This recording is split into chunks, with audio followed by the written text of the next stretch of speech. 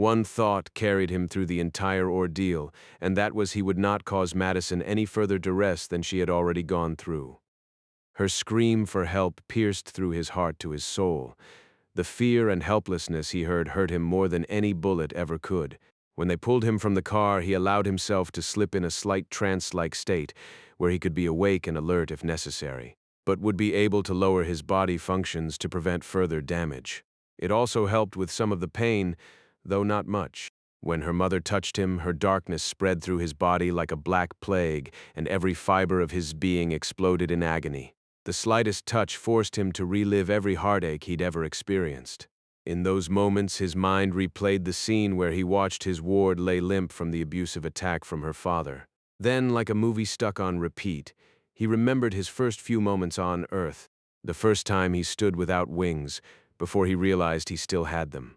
The horror of being cast out of heaven, the same of being branded as one who betrayed God. Over and over they played, until he all but wished for death. Then he heard her voice. He latched on to her lovely words, and they carried him through it. Though he still felt as if he were at death's door, he knew that he'd survive because she told him that she needed him too. That and the idea of leaving her unprotected did not sit well with him. "He was awake the whole time?" He heard Gabriel exclaim. I wouldn't go so far as awake, but alert anyway. Vivian said. The approval in her voice meant something to him, though he'd be hard-pressed to understand why he cared what someone from hell thought of him. "Man, dude's got a threshold for pain like no other, even when they seared it closed?" He asked. It took him a moment, but he sucked in enough air to answer. Still here, Brian said. You just rest. Once we can be sure the bleeding has stopped and the wounds are closed, we'll move you to somewhere more comfortable. Why did you burn them closed? Why not stitches? For a woman as dainty as Madison, she sure had a tremendous amount of power when she spoke. Life leeches multiply by splitting their body in two. You burn it all the way through to ensure that none are left. Michael explained. Brian let his mind drift.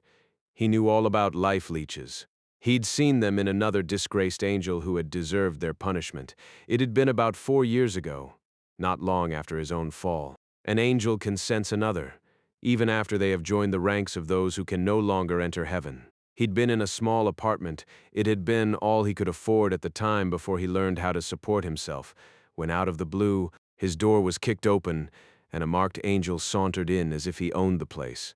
The man's eyes were black as night, and Brian could sense the darkness eating at his soul. His heart ached for the poor angel who'd lost his way.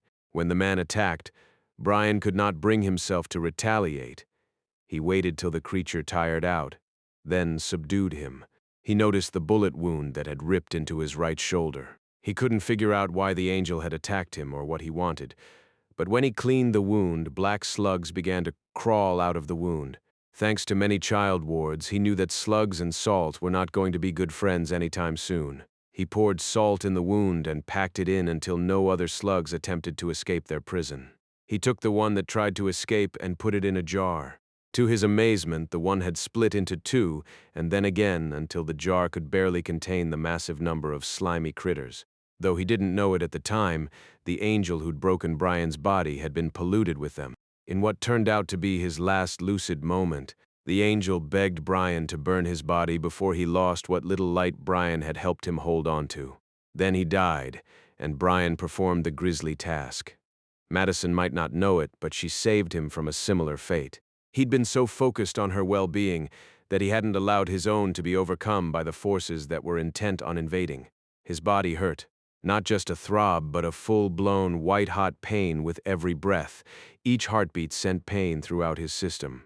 He'd heard Michael say that his heart had been pierced. He wondered if the archangel was wrong, or if he had been protected after all. He'd probably never know.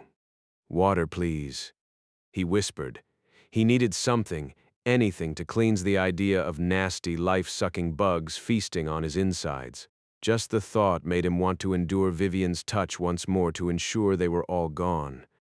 Here. Madison tentatively lifted the back of his head, raising it so she could bring a bottle of water to his lips. He took a small amount and swallowed it. Just that little action managed to make him feel better. Michael, can't you do the sleep thing on him? His body needs to rest. Madison said with worry in her voice. Fine. Brian struggled to say. Then you are going to the emergency room to ensure all those things are out of you, and then we'll explain to a doctor how you got shot. I'll, of course, take Gabriel with me and go blow up the deli without you.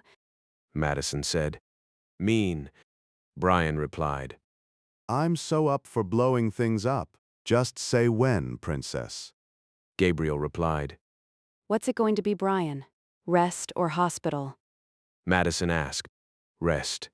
That decision had been easy. The only reason he stayed awake throughout the whole ordeal was sheer force of will, and his will had long since got up and went. He refused to give in to the allure of rest until he knew that Madison would be taken care of. Promise. He'd wanted to say the whole thing but couldn't get the words out. He wanted Madison to promise him that she wouldn't go after the Isleys alone. I will if you will. She replied. He didn't have to guess at what she wanted him to promise. He could just imagine the determined set of her jaw line. He had no choice but to rest and cooperate with the dynamic woman. Promise. He agreed. Me too. I will only blow things up with you. Now rest. She commanded. He knew they were going to move him, but that knowledge didn't prepare him for the excruciating pain he felt at being moved. He bit down on his tongue to keep from crying out. When he tasted copper in his mouth, he decided that he'd like to keep the small organ and clenched his jaw instead. He had no idea which room they moved him to, but when they finally placed his body on the soft surface, he could have wept in relief. Someone covered him. At first he thought it had been Madison, but when a hand brushed across his face, a new surge of pain let him know that it wasn't Madison. Thank you, he whispered to the woman who drew out the creature that would have broken him. Did you get those saving my child? Vivian asked him. He didn't know how to respond to that, but he did need to let the woman know that the danger hadn't passed with their leaving Esley's. Still danger. He spit out after a few moments of trying. It was not easy to speak when the very thought of breathing hurt, let alone the practice. We will all sort it out soon. Madison will be fully guarded and protected while you rest. Thank you, Wing Boy, for saving my little girl. Vivian whispered. He heard the raw emotion in her voice that cracked toward the end. He'd never thought of demons or fallen angels as anything but bad. But the love Vivian had for her child could not be questioned. She gave up the man she loved for her daughter's protection. She gave up the daughter she loved to ensure the man she loved also had an opportunity to spend with her. At least that's what Brian pieced together from the few things Uriel had said on the subject. Madison could never claim that she wasn't loved beyond measure. He wanted to reach out and touch her hand, to offer some sort of comfort to the woman who'd come close to losing her daughter. His arm refused to cooperate, and it frustrated him. He opened his eyes and worked at turning his head. After a moment of effort, he succeeded in looking at her in the eyes. He tried to convey all his thoughts and emotions in that once glance. "We'll protect," he began. He had to pause to take another few breaths. Forever. I know. I see it in you. There is power in you unlike any other. Vivian said. She went to touch his hand once more, but instead patted the blanket beside it. Though he would have welcomed her touch, he really didn't want to feel any further pain. Now, rest, before my tyrant daughter convinces someone to drug you. If he could have laughed, he would have. The thought of Madison walking up to Michael or even Uriel and demanding that they drug him amused him, even if he could picture it with a clarity that scared him. She would do that. With that thought in his mind, he drifted off to sleep.